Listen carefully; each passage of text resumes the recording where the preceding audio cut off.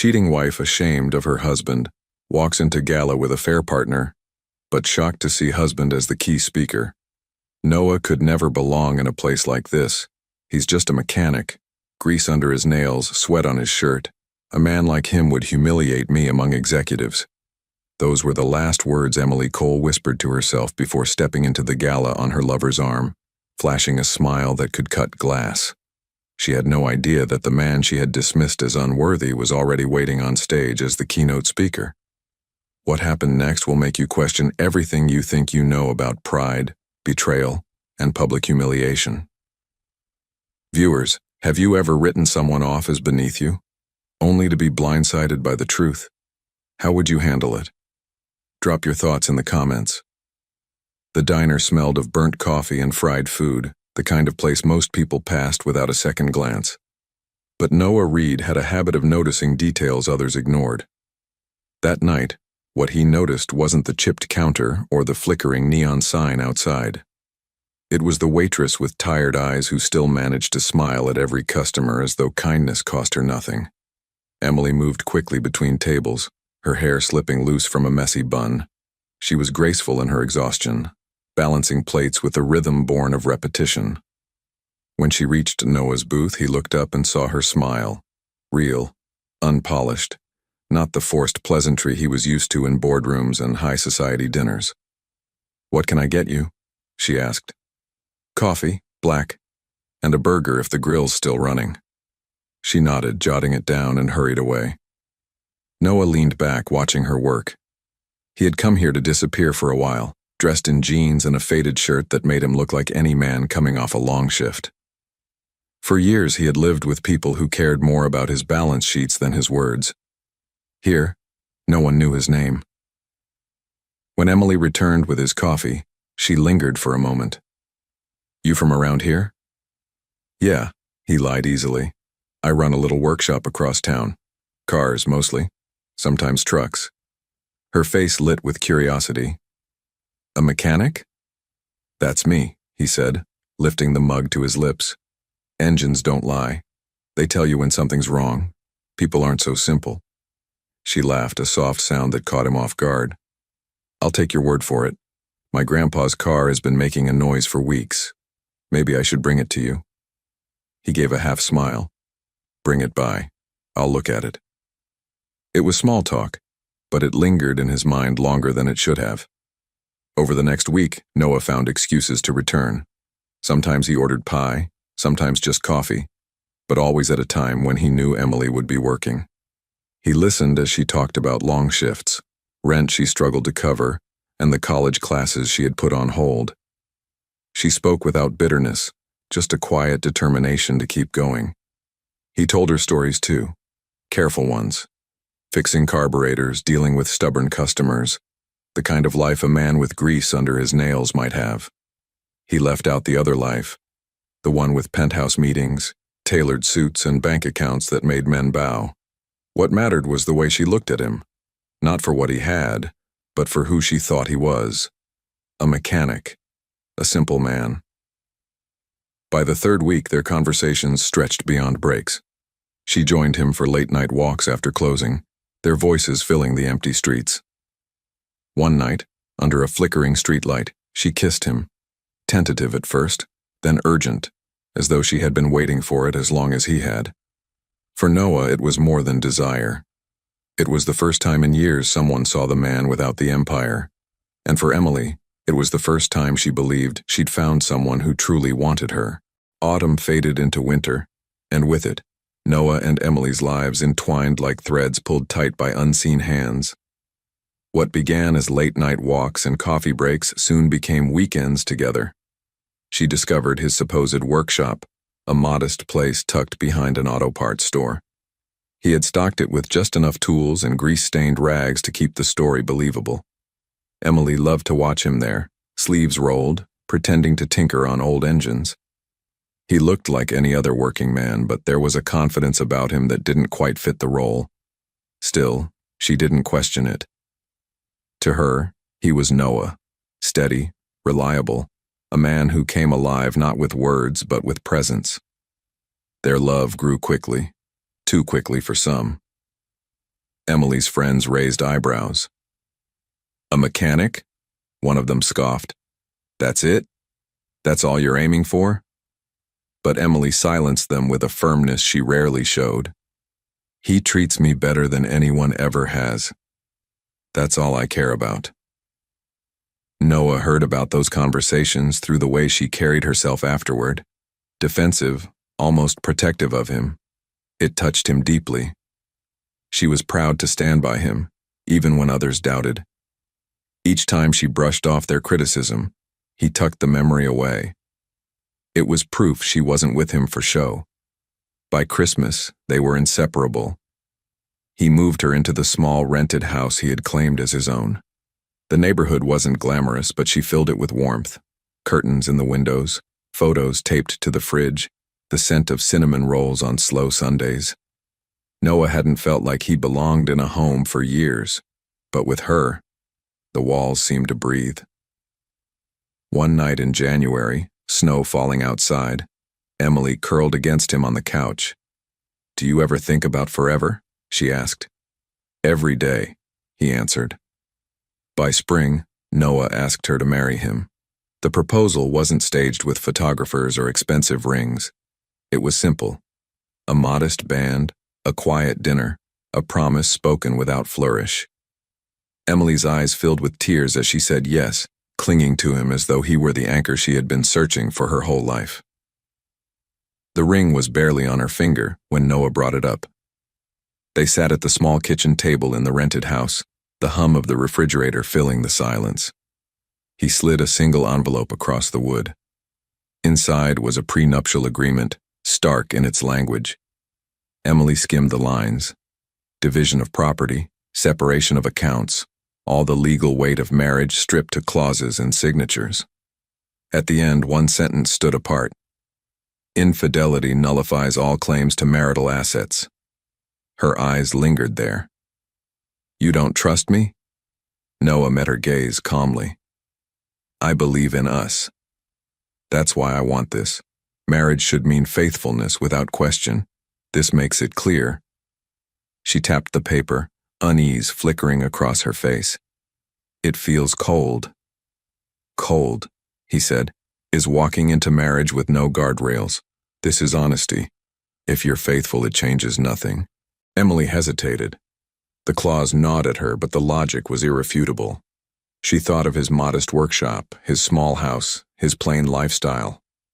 There wasn't much to lose, and the certainty in his tone reassured her. She signed. Noah folded the agreement carefully, slid it back into the envelope, and tucked it away in the drawer beside him. No celebration, no flourish, just a nod of quiet approval. The moment passed quickly, replaced by wedding plans, invitations scribbled in haste, and whispered promises in the night. But the paper remained, its weight unseen, its consequence absolute. Emily told herself it was nothing more than formality. In her mind, love was enough to eclipse any legal words. She convinced herself the prenup was an old-fashioned caution, the kind of thing a practical man like Noah would cling to. For Noah, it was something else entirely. It was a safeguard, a final test of loyalty, a line drawn so clearly that betrayal would have no refuge. He never spoke of it again. The days moved forward, pulled by momentum. Dresses were chosen, a venue booked, rings sized. The simplicity of their plans reflected the life Emily thought they were building. Modest, ordinary, honest. But the signature she left on that paper was more than ink. It was a quiet contract with fate, a deal she would one day come to regret. The wedding was small, almost fragile in its simplicity. A rented hall at the edge of town, strings of lights draped across wooden beams, and chairs borrowed from a nearby church. There were no reporters, no flashing cameras, no elite guests. Just a gathering of Emily's closest friends and a handful of men Noah introduced as fellow mechanics. Emily wore a dress that was simple, but beautiful, bought on discount, yet altered with care. Her smile carried her through the day, radiant enough to eclipse the modest setting. She didn't mind the lack of luxury. What mattered, she told herself, was love. Noah stood waiting at the front, his expression steady, his suit plain but pressed. He looked every bit the man he claimed to be. Hard-working, unpolished, grounded. Only he knew the weight he carried beneath the disguise, the empire waiting quietly in the background. The ceremony was brief. Vows spoken without flourish, promises made with sincerity. Emily's hand trembled slightly when she slid the band onto his finger, but her eyes glistened with a hope that felt unshakable in that moment. When the officiant declared them husband and wife, applause filled the hall. Friends hugged her, congratulated her, teased her about marrying a mechanic with strong arms and a stubborn streak. She laughed, leaning into the role of a woman proud of her working-class husband. The reception was modest, home-cooked food laid out buffet style, a rented speaker for music. Noah danced with her once, holding her close, then watched as she spun among friends, laughter spilling freely. To her, it was happiness. To him, it was still a test. Later that night, they returned to the little house she had helped turn into a home. Noah carried her across the threshold, not because tradition demanded it, but because he wanted to feel the weight of her in his arms. She filled the space with warmth, lighting candles, setting flowers in jars, making the house less like a stopover and more like permanence. In the weeks that followed, they settled into routine. Emily rose early, cooked breakfast, and kissed him goodbye before her shifts. Noah left each morning in his old pickup, playing the role to perfection. Evenings were spent together, eating on the porch, sharing small dreams under the stars. For Emily, it was the life she thought she wanted, stable, affectionate, grounded. For Noah, it was only the beginning. Marriage sealed the bond, but he still wondered, was her devotion to the man she thought he was, or could it withstand the truth of who he really was? The prenup sat locked away, untouched but heavy in its silence. The honeymoon glow lingered only a few weeks before reality pressed against their lives. Emily still worked long shifts at the diner, coming home drained, her fingers raw from washing endless cups and plates. Noah watched her quietly, never complaining, but each night her exhaustion gnawed at him. One evening, after she had fallen asleep on the couch, he decided the moment had come. At breakfast the next morning, he suggested she leave the restaurant. "You don't need to wear yourself out like that," he said simply, sliding a folded slip of paper toward her. On it was the address of an office building downtown. "A friend of mine owns a company. They're hiring a secretary. I told him you'd apply." Emily looked skeptical at first, then curious. "A secretary? It's steady pay. Regular hours. You'll be treated with respect." The idea of leaving the diner was tempting. She pictured herself in clean clothes, working in an office away from the smell of grease and stale coffee. She smiled, tucked the paper into her purse, and agreed. The following week she applied and was hired immediately.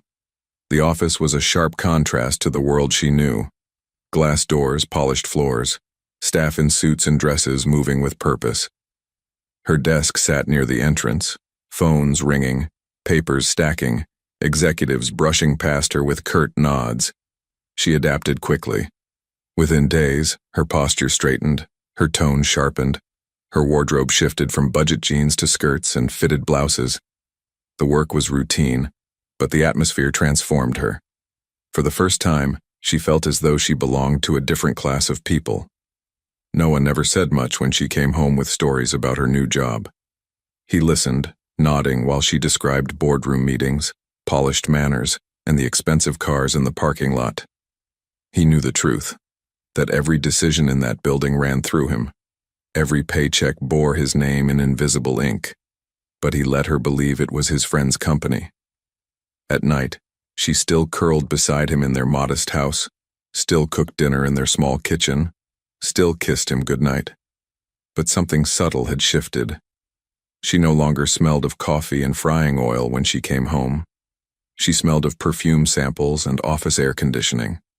Her words carried new weight, her laughter edged with self-importance. Noah noticed it, But he said nothing. He had set the stage, and she was playing her part. For Emily, the job felt like an opening door. Each paycheck was larger than she had ever earned. Each day placed her in the orbit of men and women who spoke of investments, vacations abroad, and expensive tastes. She began to see herself differently. No longer the waitress struggling to get by, but a woman with access to a better world. And somewhere deep inside, a seed of restlessness began to grow. The office sharpened Emily.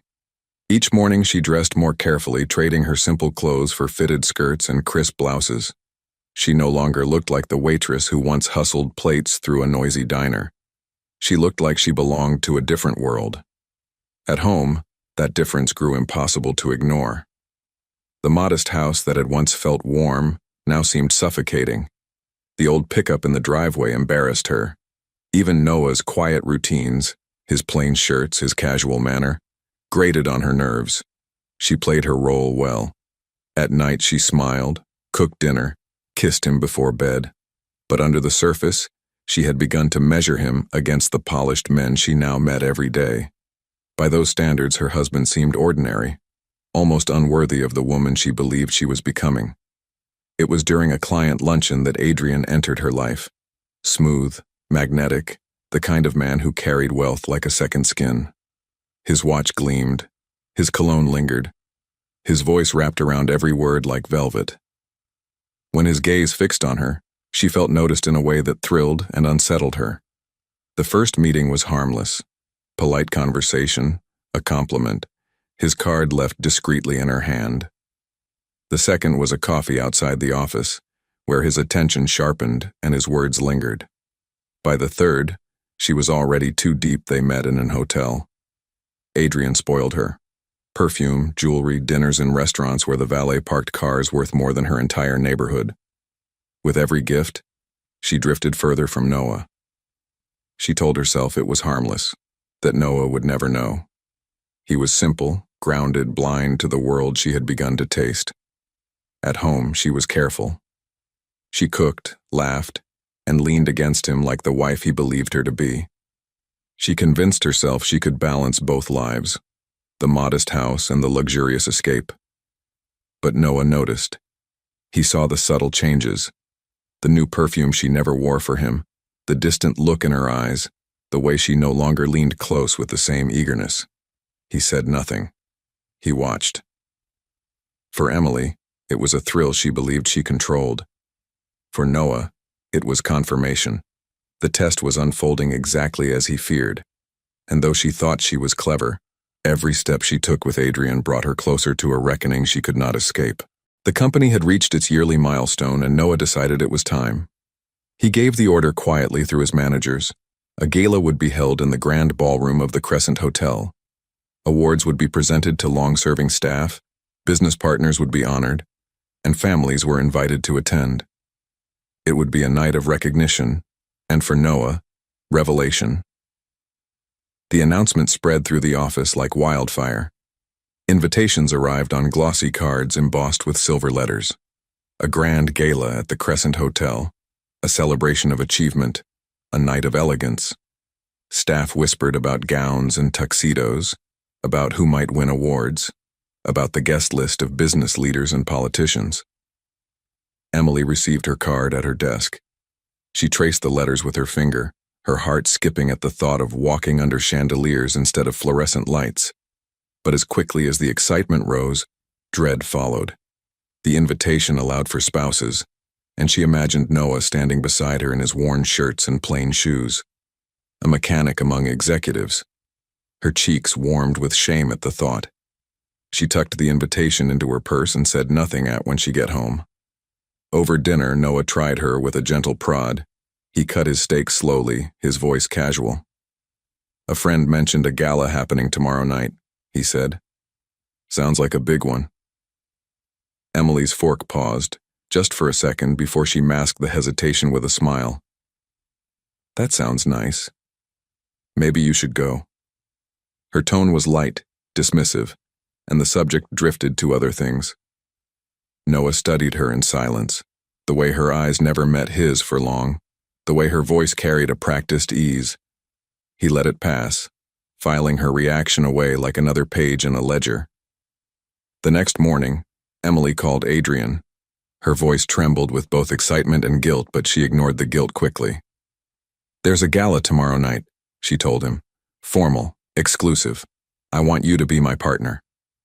Adrian didn't hesitate. "Then I'll pick you up in my Bentley. You'll be the most beautiful woman there." His words poured over her like champagne, intoxicating.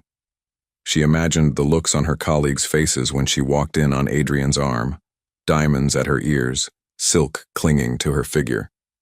In her mind, it was proof she belonged to his world, not to the small life Noah represented. On the evening of the gala, she stood before the mirror, shimmering in the gown Adrian had bought. The necklace at her throat glittered with every breath. She walked into the kitchen, kissed Noah lightly, and murmured something about meeting friends. He only nodded, his expression unreadable. When the door closed behind her, Noah rose slowly. He called his driver, requested the Maybach, and chose a suit that matched the man he truly was. The time for silence was ending. The Crescent Hotel pulsed with wealth and power. Chandeliers spilled golden light across marble floors, and music drifted from the orchestra pit. Cars glided up the entrance, polished machines releasing men in tuxedos and women in silk gowns. The air shimmered with perfume, champagne, and anticipation. Emily stepped from Adrian's Bentley, her hand on his arm as the cameras at the entrance snapped pictures of arriving guests. Her gown hugged her figure, the diamonds at her ears glittering like captured stars. She held her chin high, convinced she belonged here. On Adrian's arm, she felt transformed from the waitress who once poured coffee in a diner. Tonight, she was part of his world. Inside, the ballroom was alive with color and movement. Waiters in white jackets carried silver trays of glasses, laughter rose in polished waves, and the scent of roses drifted from enormous arrangements at each table. Adrian guided her through the crowd, confident and commanding, shaking hands with men of influence, exchanging knowing glances with women who looked her over and then politely away. Emily basked in the attention. Colleagues from the office were there, and when they saw her, whispers rose behind hands. No one asked who the man at her side was, but she caught the speculative glances. She let them wonder. The orchestra swelled. The host stepped forward with a microphone, his voice carrying across the hall. "Ladies and gentlemen, please join us on the dance floor. Couples, this is your moment." Adrian turned to her with a smile, leading her into the center of the room. They moved in time with the music, his hand firm on her back, his lips brushing close to her ear as he whispered. She laughed softly, leaning into him, forgetting the world for a few minutes. Cameras flashed, catching the shimmer of her gown, the curve of her smile, the intimacy of their steps. At the edge of the room, another man entered quietly. Noah stepped through the doors dressed in a black tailored suit, the kind of cut that spoke of power without a word. The staff greeted him with discreet bows, guests turned with subtle nods of recognition. He carried himself with the ease of a man who belonged to every corner of this world, even though his wife had never seen him in it. He paused at the edge of the dance floor, watching. Emily, her head tilted back in laughter, did not see him. Adrian's hand rested on her hip as they turned, their closeness undeniable. Noah's face betrayed nothing. Calm, composed, he walked deeper into the ballroom. Conversations broke briefly as people noticed him, admiration rippling in quiet waves. His steps were measured, deliberate, as though the night had always been building to this moment. And on the dance floor, Emily spun in Adrian's arms, still blind to the storm about to break. The music faded as the host returned to the stage. Applause echoed, glasses clinked, and the room's energy shifted to anticipation. "Ladies and gentlemen," the host began, his voice ringing with ceremony, "tonight we celebrate dedication, loyalty, and excellence. And now it is my honor to welcome to the stage the man who made this evening possible, our chairman and keynote speaker, Mr. Noah Reed." The ballroom erupted with applause. Heads turned, guests rose to their feet. From the shadows at the edge of the floor, Noah stepped forward, composed and regal in his tailored suit. His presence commanded the room instantly. Emily froze. The name hit her like a blow, but the sight of him struck harder. Her husband, the man she had kissed goodbye in a modest kitchen hours before, now walked to the podium with the weight of power in every step. The world tilted. The air in her lungs turned to ice. Adrian glanced at her sharply. "You know him?" he muttered. Her lips parted, but no sound came. She could only stare as Noah mounted the stage. The applause ebbed. Noah adjusted the microphone, his gaze sweeping the room with practiced ease. For a moment, his eyes settled on Emily. She felt the weight of it sharp as a blade, though his expression never changed. "Thank you," he began, his voice steady, commanding silence. This evening was meant to honor the people who built this company with their dedication and their loyalty. Men and women who gave their best not only to their work, but to the values that sustain us all: integrity, trust, and respect. The audience listened intently, nodding, some raising their glasses. Noah's tone shifted, sharper, cutting through the reverence. "I also intended this night to be personal. I had hoped to introduce you to my wife, the woman I believed worthy of my name, my life, and my love." A murmur rippled across the hall. Emily's chest tightened. Her hands trembled where they clutched Adrian's sleeve. "But tonight," Noah continued, his voice deep and unwavering, "I discovered that appearances can lie. That the person you cherish can be unfaithful not only to vows but to themselves." The room fell utterly silent. Every eye followed his gaze as it cut across the dance floor. It landed on Emily, unmistakable, exposing her without a word. Gasps spread. Colleagues who had whispered admiration now stared with open shock. Adrian's hand slipped from her back as if burned. Emily's knees weakened. She wanted to run, to vanish, but her feet rooted to the floor. Shame burned hotter than the chandelier lights above her. Noah didn't shout. He didn't accuse. His voice carried calm authority as he concluded. "Integrity is not measured in words, but in actions. Tonight, I will honor the loyal, but I will also acknowledge the truth. Not everyone deserves the place they've been given." Applause did not follow. Silence reigned, thick and suffocating.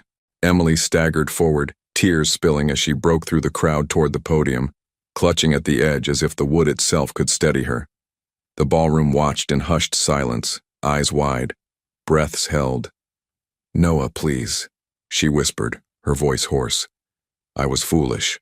I made a mistake." He looked at her with eyes that no longer saw her as his wife. He raised a hand and the words withered on her tongue.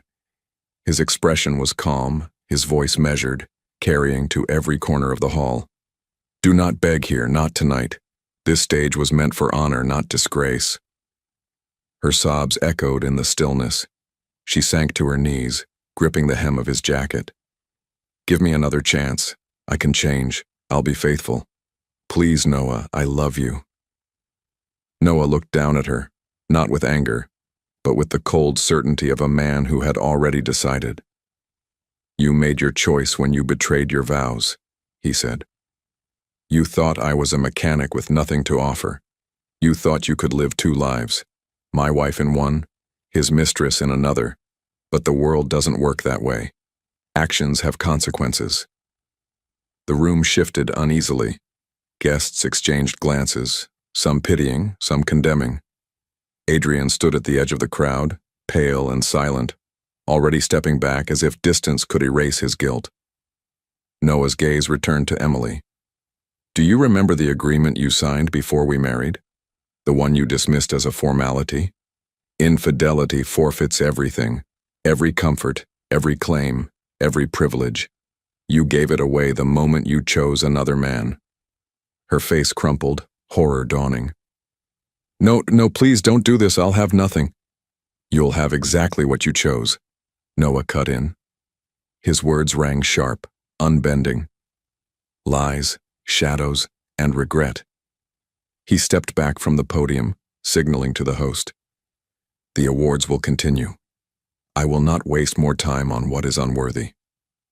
Security moved discreetly toward Adrian, guiding him away under the weight of 100 stares. Emily remained on the floor, sobbing, clutching at empty air as Noah turned from her without hesitation. The orchestra began to play again, a polite distraction to mask the scandal. Conversations resumed in murmurs, but the damage was permanent. Emily's humiliation was complete, her double life shattered under the blaze of chandeliers. Noah walked from the stage, his stride steady, his face unreadable. He had tested her, trusted her, and she had failed. Now the world knew. Behind him, Emily's cries echoed faintly, growing weaker as guests turned their backs. She had bitten off more than she could chew, and it had devoured her whole. For Noah, there was no triumph in the exposure, only clarity. He had given her the chance to love the man, not the empire, and she had shown him who she truly was. What would you have done if you were in Noah's place? Leave your thoughts in the comments. Don't forget to like and subscribe for more interesting and true-to-life stories.